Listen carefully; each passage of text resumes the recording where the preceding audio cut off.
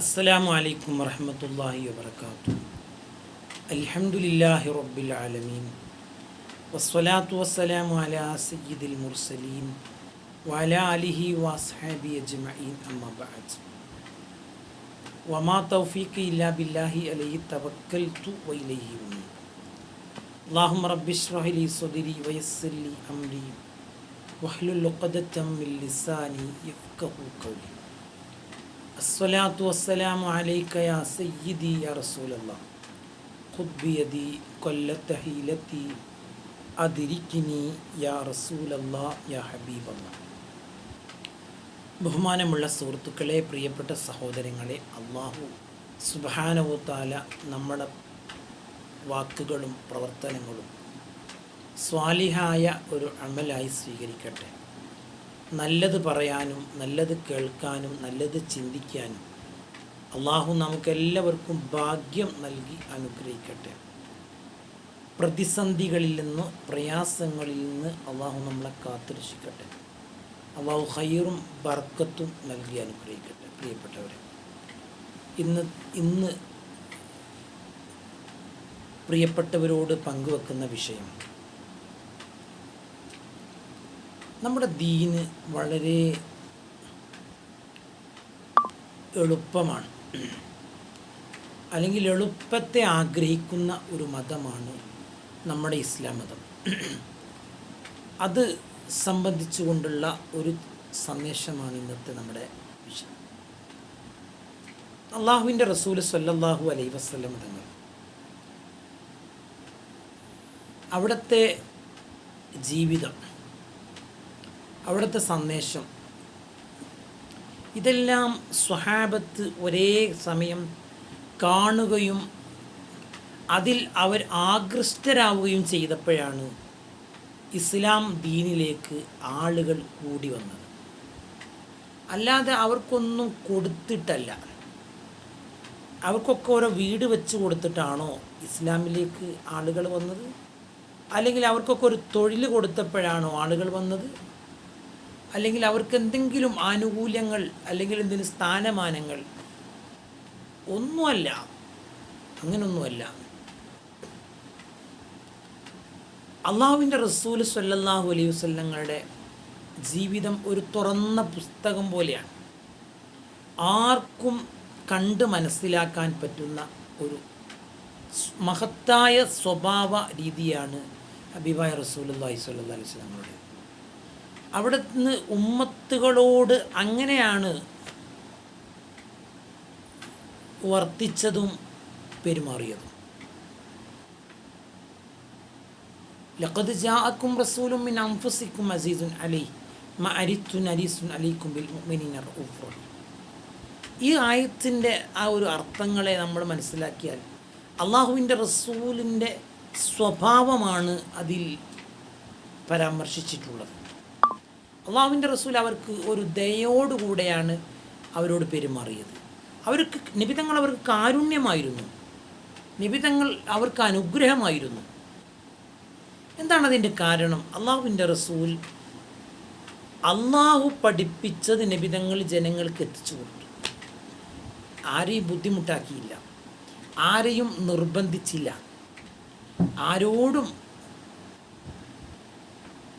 ഒരു വിരോധം വെച്ചിട്ടില്ല. എന്നാൽ ഈ സന്ദേശം എതിർത്തതിൻ്റെ പേരിൽ, ഈ സന്ദേശത്തെ വെല്ലുവിളിച്ചതിൻ്റെ പേരിൽ, അല്ലെങ്കിൽ അള്ളാഹുവിൻ്റെ റസൂലിനെ തന്നെ ആക്രമിച്ചതിൻ്റെ പേരിൽ നിബിതങ്ങൾ ആരോടും ഒരു പ്രതികാരം ചെയ്തിട്ടില്ലല്ലോ. നിബിതങ്ങൾ ഇങ്ങോട്ട് ചീത്ത വിളിച്ചപ്പോൾ, ഇങ്ങോട്ട് ആക്ഷേപങ്ങൾ എറിഞ്ഞപ്പോൾ, ഇങ്ങോട്ട് ആരോപണങ്ങൾ എറിഞ്ഞപ്പോൾ, ഇങ്ങോട്ട് ചളി എറിഞ്ഞപ്പോൾ, കല്ലെറിഞ്ഞപ്പോൾ ഒന്നും തിരിച്ച് ചെയ്യുക അല്ല ചെയ്തത്. എല്ലാം സഹിച്ചു. ആ ആളുകൾക്ക് തന്നെയും നിബിതങ്ങൾ സഹായികളായി മാറുകയാണ് ചെയ്തിട്ടുള്ളത്. അല്ലെങ്കിൽ അവർക്ക് ഒരു അനുഗ്രഹത്തിന് വേണ്ടി പ്രാർത്ഥിക്കുകയാണ് ചെയ്തിട്ടുള്ളത്. ത്വായിഫിൻ്റെ ചരിത്രം നമുക്കതാ പറയാനുള്ളത്.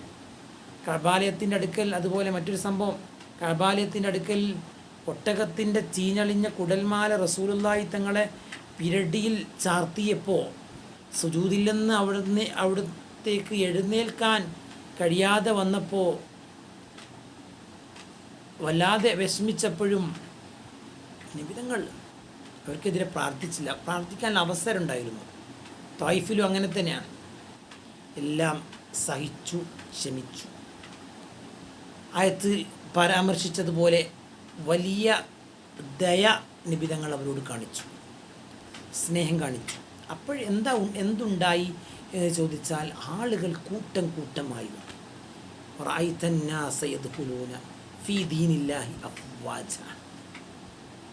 മക്കം ഫത്ഹാകുമ്പോൾ ജനങ്ങളുടെ ആധിക്യം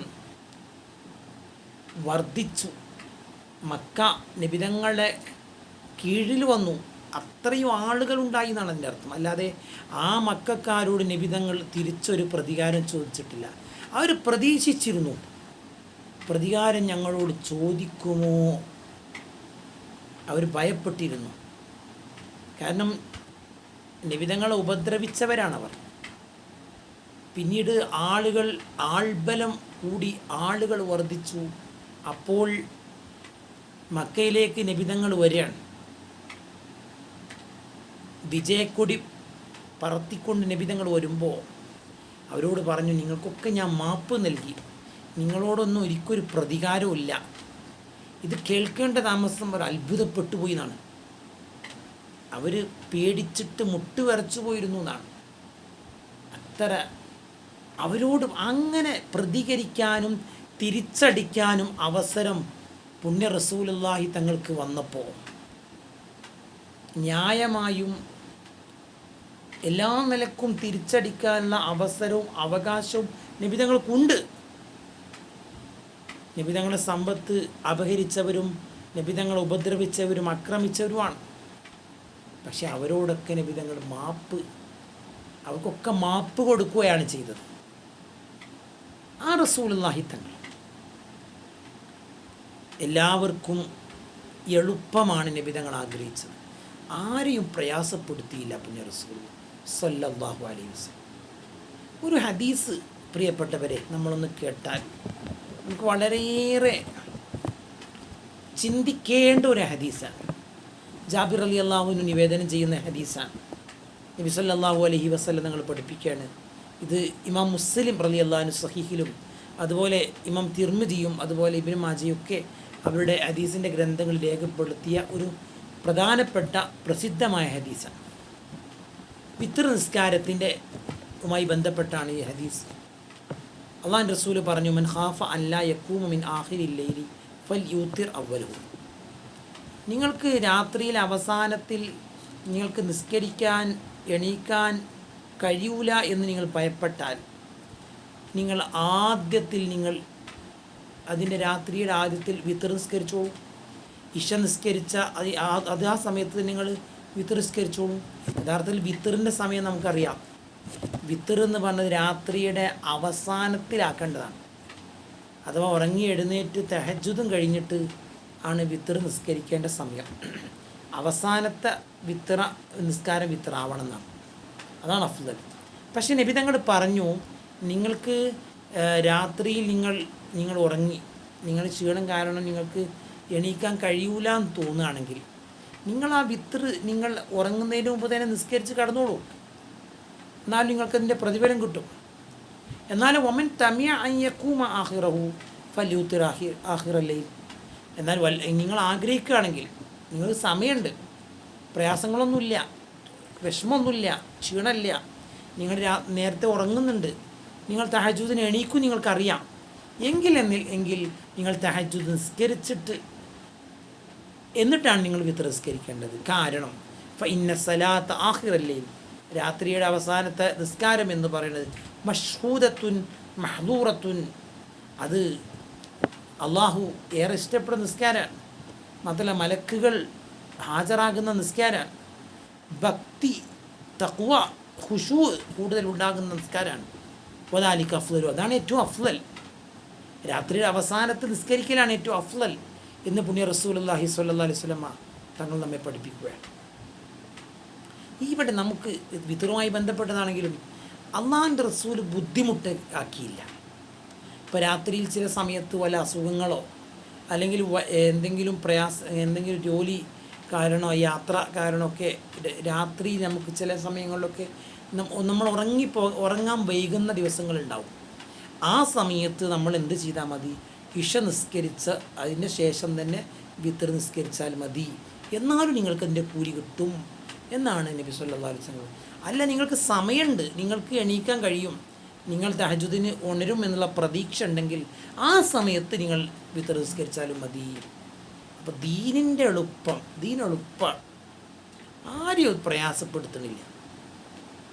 അതുകൊണ്ട് ഒരാൾക്കും ദീനിൻ്റെ കാരണം കൊണ്ട് പ്രയാസപ്പെടുത്താനോ മറ്റുള്ളവരെ വെറുക്കാനോ മറ്റുള്ളവരെ ആക്ഷേപിക്കാനോ നമുക്ക് കഴിയില്ല.